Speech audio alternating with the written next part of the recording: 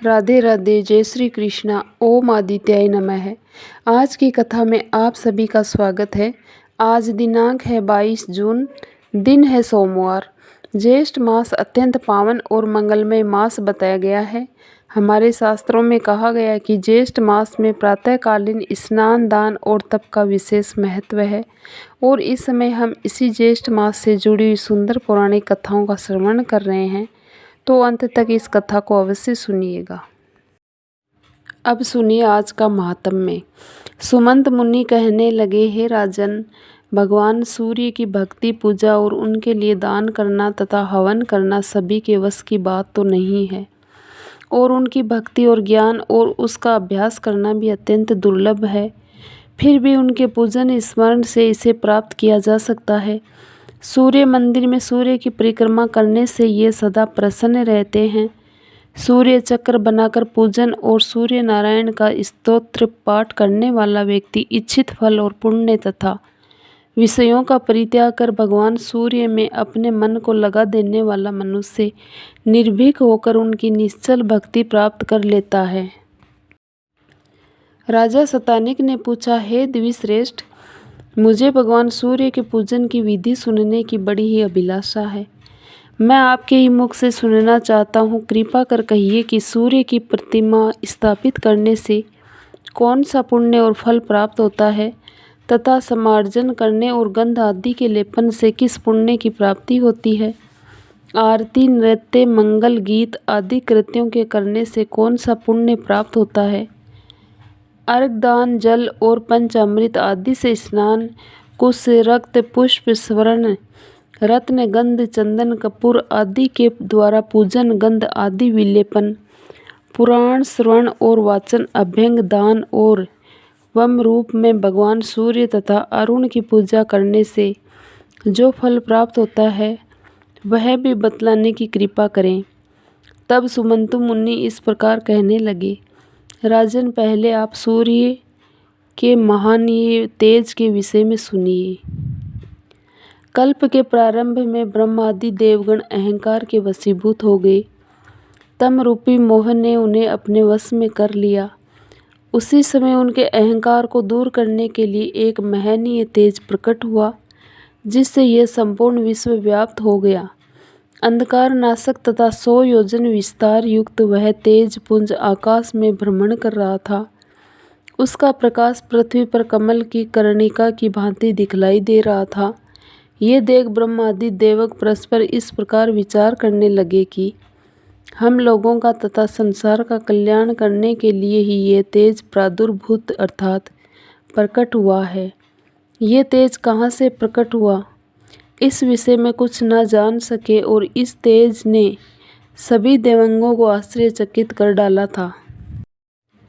तेजाधिपति उन्हें दिखाई भी नहीं पड़े। तब ब्रह्मादि देवताओं ने उनसे पूछा, हे देव, आप कौन है, कहाँ है, ये तेज की कैसी शक्ति है। हम सभी लोग आपका दर्शन करना चाहते हैं।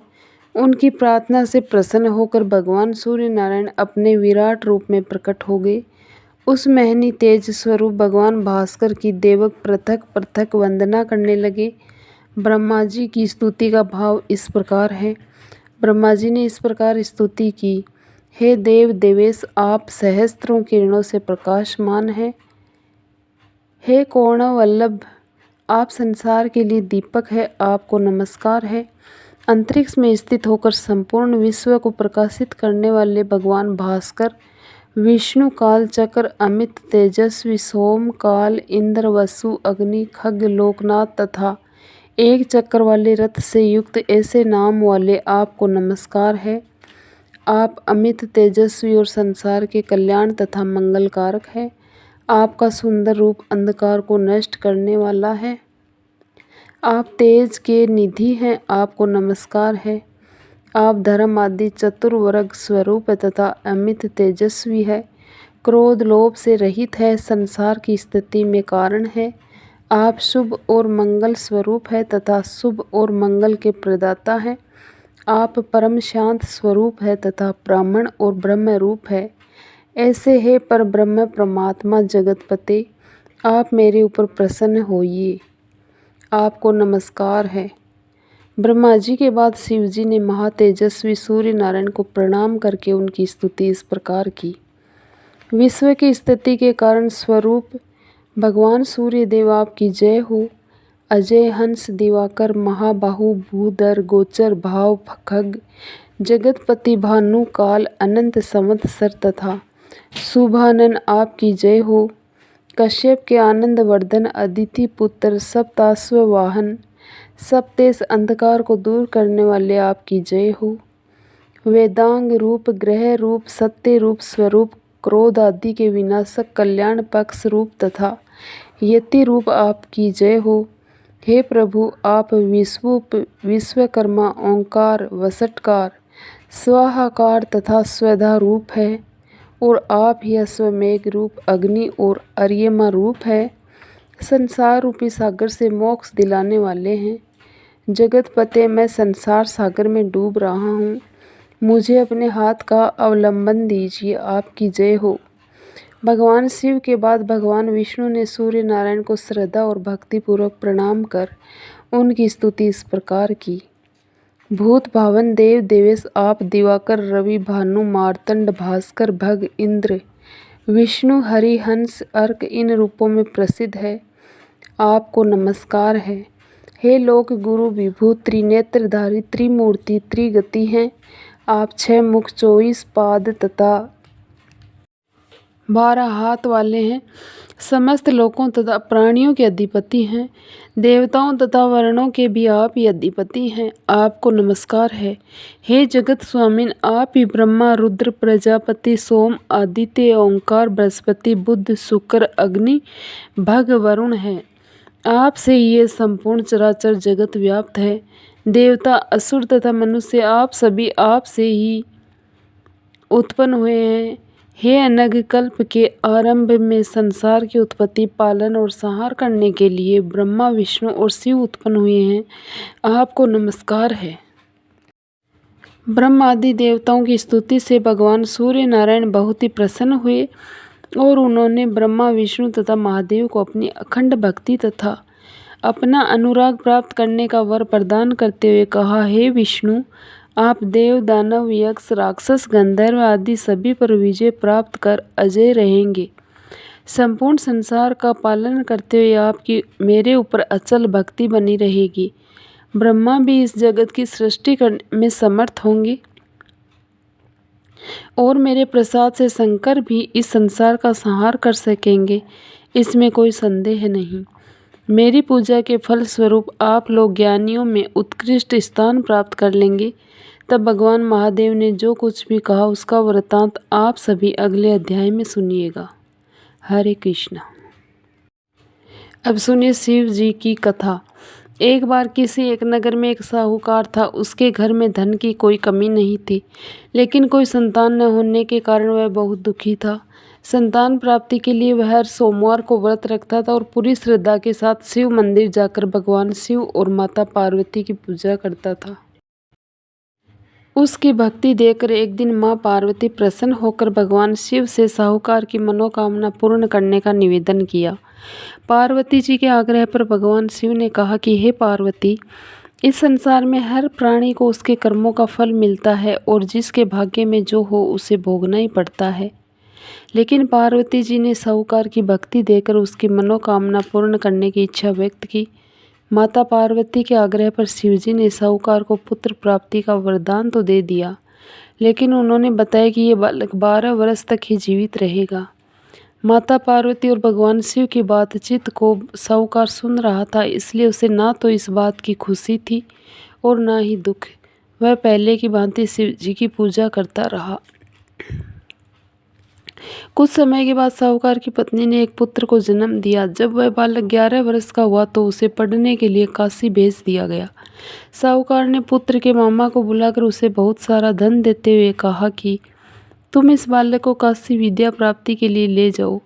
तुम लोग रास्ते में यज्ञ कराते जाना और ब्राह्मणों को भोजन दक्षिणा देते हुए जाना। दोनों मामा भांजे इसी तरह यज्ञ कराते और ब्राह्मणों को दान दक्षिणा देते काशी नगरी निकल पड़े।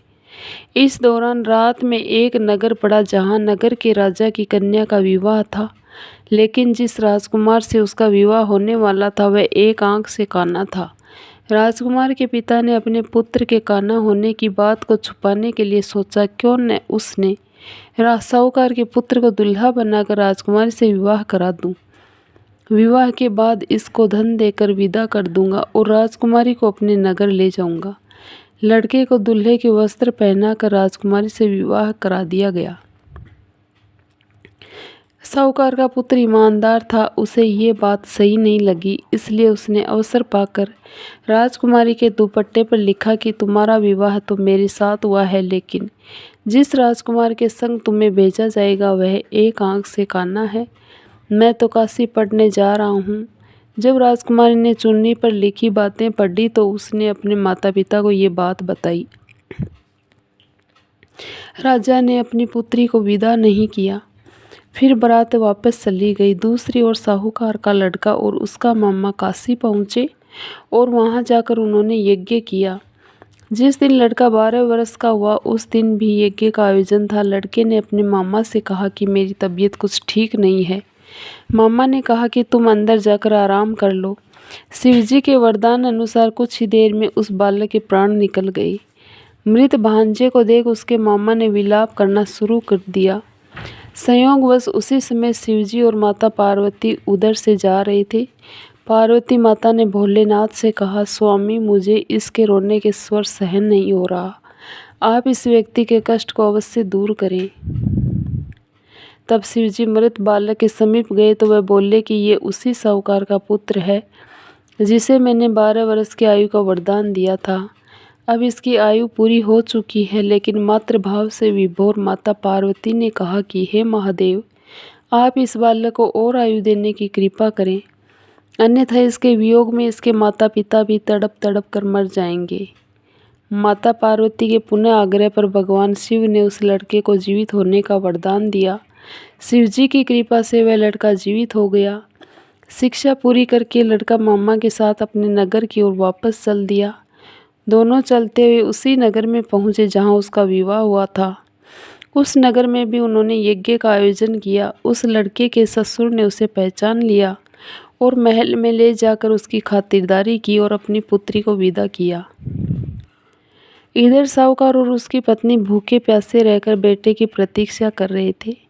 उन्होंने प्रण रखा था कि यदि उन्हें अपने बेटे की मृत्यु का समाचार मिला तो वह भी प्राण त्याग देंगे, परंतु अपने बेटे के जीवित होने का समाचार पाकर वह बेहद प्रसन्न हुए। उसी रात भगवान शिव ने साहूकार के स्वप्न में आकर कहा, हे श्रेष्ठी, मैंने तेरे सोमवार के व्रत करने और व्रत कथा सुनने से प्रसन्न होकर तेरे पुत्र को लंबी आयु प्रदान की है।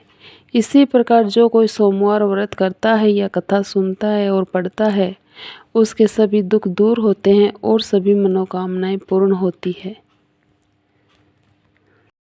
श्री रवि हरत हो घोर तम अगणित किरण पसारी, वंदन करूं तब चरणन में अर्घ्य देऊं जलधारी। सकल सृष्टि के स्वामी हो सचराचर के नाथ, निस्तिन होत तुमसे ही होवत संध्या प्रभात।